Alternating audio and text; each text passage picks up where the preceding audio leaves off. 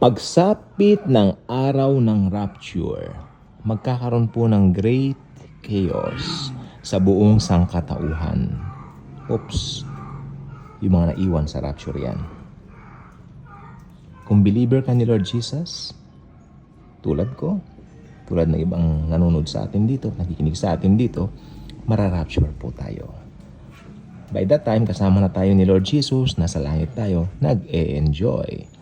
Habang ang buong sandigdigan, pasok sa 7 taon ng kapighatian o yung Great Tribulation na tinatawag. Ano ang makaganapan doon? Magkakaroon po ng great chaos, nabanggit ko na nga po sa unang bahagi ng video, at magkakaroon po ng kalituhan at kabagabagan, hilahil. Hindi nila alam nasaan na yung mga praise the Lord, hallelujah. Ayun ang tawag sa atin, sapagkat tinutuya po tayo pinagtatawanan. Ini-small tayo, hindi tayo pinapansin, dinededma tayo. Nararamdaman ko po yan whenever nagpapahayag kami ng ebanghelyo.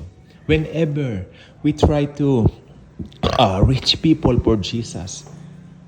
Naalala ko some 10 years back, 2014, we were invited by one of our wealthiest relatives na nakatira dyan sa Quezon City.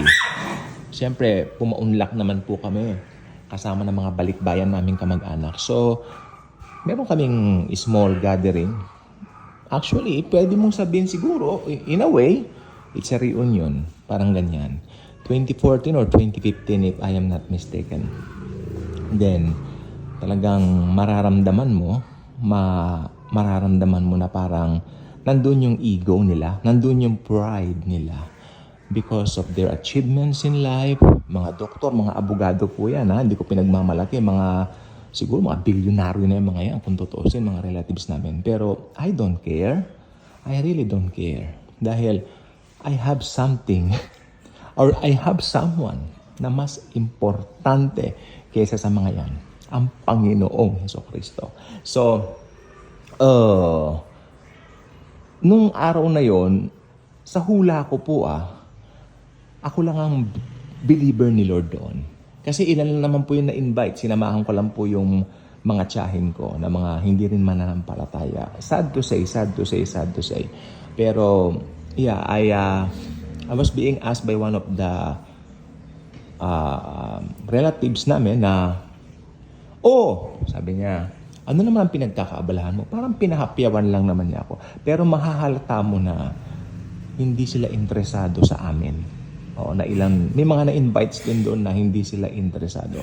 Interesado lang sila mag-usap-usap kasi mayayaman sila. Ako sinasabi ko po ito bilang totoo. Hindi ako nag-judge. Kaya ko po binabanggit dito sa channel ko, unang-una channel ko po ito, karapatan kong sabihin ang gusto kong sabihin, hindi ba? Pangalawa, para sa kapakinabangan din naman na pang-espiritual. Makita ninyo ano ang asal ng mundo, ano ang tingin ng mundo sa ating mga born-again Christians. I was being asked by that old lady na kamag-anak din namin yon. Ano naman pinagkakabalahan mo? Yung sarcastic question. Ako po ay nag-preach ng gospel, ng ebanghelyo. Kala niya din. Turning her head sa akin, malas na. Parang gano'n niya. Dead ma. Parang gano'n. I feel, siyempre parang na-humiliate ka, pero nag-pray ako. Hinahain nun yung mga foods, yung mga pagkain. I prayed, Lord, hindi balik ako. Alam ko naman ang pinakamahalaga at pinili ko yun. Kayo po ako. So, yeah. Then pinakinggan ko yung mga discussion nila, ganun-ganon. Hanggang natapos silang kumain, ito namang mga tiyahin namin, nagmamadali na dahil may pupuntahan pa. Umalis din kami agad doon. Pero habang daan, binubulay-bulay ko, papunta kami noon ng I think SM North EDSA o Mega Mall, nakalimutan ko na. Pero doon ang punta namin. Habang nasa van kami sa sakyan, iniisip-isip, kailangan mo, no? Na-achieve nila yan, mga ganun-ganon. Pero ito pong gusto kong sabihin po sa inyo. Wala silang alam sa Bible. Hindi nila alam ang kahalagahan ng Panginoong Jesus. And then, naramdaman ko na parang yung achievements na lang nila, yun ang kanilang ipinagmamalaki. Hindi po ba? Yun ang kanilang nasa isip na kanilang natamo, na-achieve. Well, bakit ko po ito itinapik? Sapagkat itong ganitong kaisipan po ay talaga pong lantaran na po ngayon. Ito po ay talagang nakikita na po natin yung glorify na lang nila yung sarili nila, yung mga na-achieve nila. Alam niyo po ba may isang public figure na lalabas sa future na ganyan din. Ang Antichrist. Ang Antichrist. Ito po, makinig po kayong mabuti, no? Napagtagpi-tagpi ko lang naman sa kaisipan ko. Itong mga taong sinasabi ko mga kamag-anak ko na hindi ko masyadong kilala yan, no? Nasama lang naman ako doon. Na walang interest sa Diyos, walang interest sa Panginoong Hesukristo, or should I say, hindi nila kilala si Jesus. May relihiyon sila but they don't know Jesus. I can say that. Lantaran. Okay. Yung mga ganitong tao, ito ang mga unang hahanga sa Antikristo pag naiwan sila. Kung magra-rapture ngayon, gano'n ang kanilang kaisipan, maiiwan talaga sila eh. Di ba? Yan. Ganyan ang mga taong unang magpapatatak ng 666. Sapagkat nakatuon lang sa mundong ito, sa present world na ito, ang kanilang minds. Sabi ng 1 John, ano na sabi niya? Saan yun? 2 Corinthians 4:4. Sabi niya gano'n, binulag ng Diyos ng sanlibutan ito ang kanilang mga mata. Okay, para hindi nila makita ang kaluwalhatian ni Kristo Jesus. Diba? Sino nagbulag sa kanila? Ang dyablo. Unang-una, iniisip-isip ko rin, binulag sila o talagang bulag na silang pinanganak?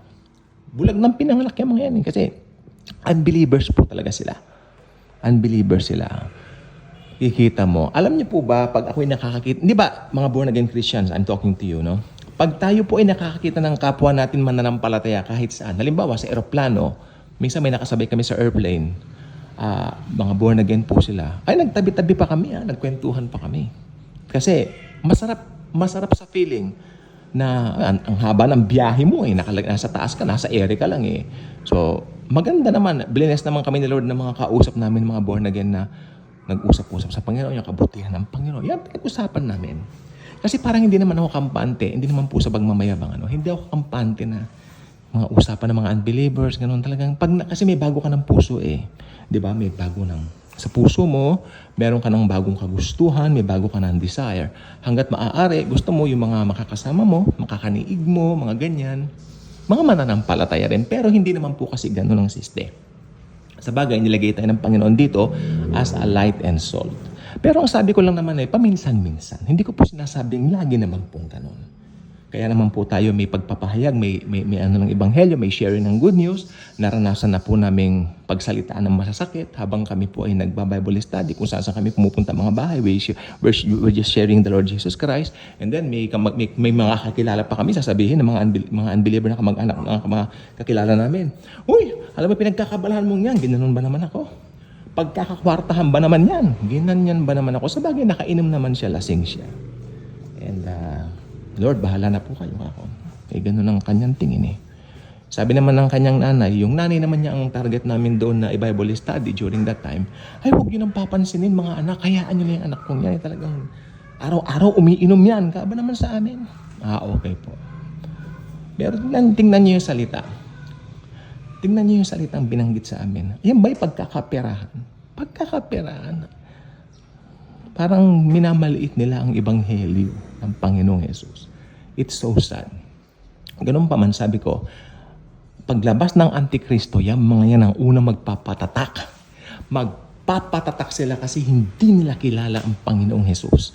At pag nagpatatak sila, impyerno ng kaduluan nila forever. Masasabi ko po yan. Kaya tayo mga Kristiyano, huwag tayong madadown kung dinadown tayo ng ibang mga tao.